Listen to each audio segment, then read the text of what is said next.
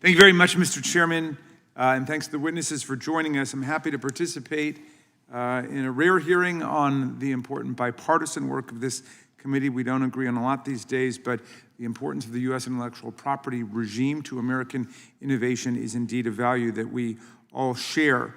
But even with this agreement in Congress, the executive branch has injected terrible instability into our intellectual property regime.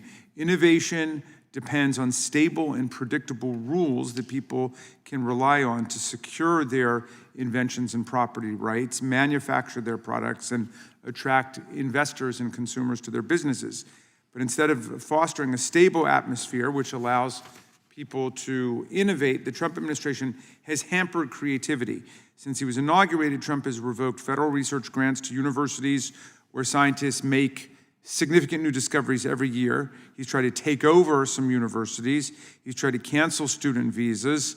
Last time he was president, of course, he increased the denial rate for highly skilled immigrants who work in engineering, computer programming, and at research labs in highly technical fields.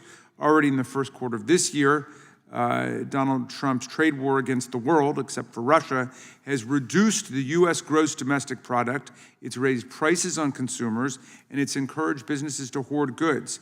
Chaotic tariffs that change from day to day make it difficult for businesses to plan ahead and result in them taking fewer risks. Companies are then less likely to invest in ideas and innovators, or in turn less likely to strike out on their own. We may never know what inventions, life-saving cures, world-changing businesses are being sacrificed at the altar of Donald Trump's helter-skelter and lawless tariff agenda. We should also remember that inventors and creators aren't just big businesses.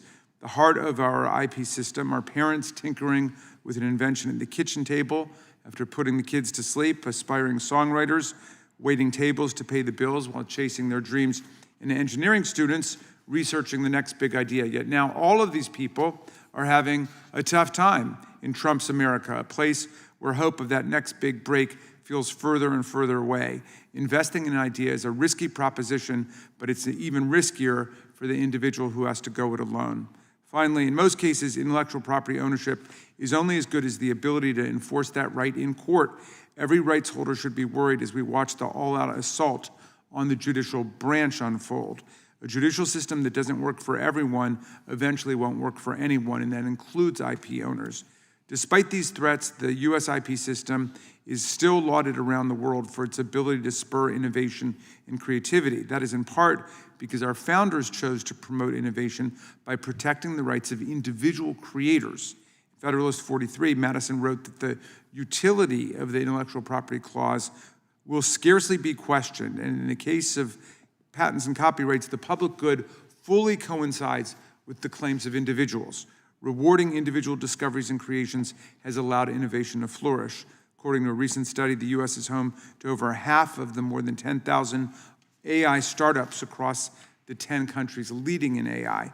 We should be proud of our AI leadership, but we must also take steps to protect American trade secrets from competing nations that seek to steal our technology. Some have referred to the push to develop the most advanced AI model as the AI arms race. Now, there's nothing wrong with competition in this sense, but when other countries threaten U.S. cybersecurity, steal our inventions, and conduct economic espionage against U.S. companies, as the government of China has done, that is cause for serious scrutiny.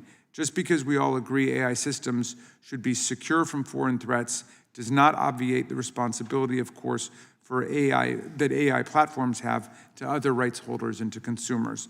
Jack Dorsey and Elon Musk both recently made the claim that we should delete all IP law.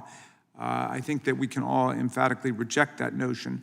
America's intellectual property system has not just made us a global leader in AI, its very foundation created the careers of those two men.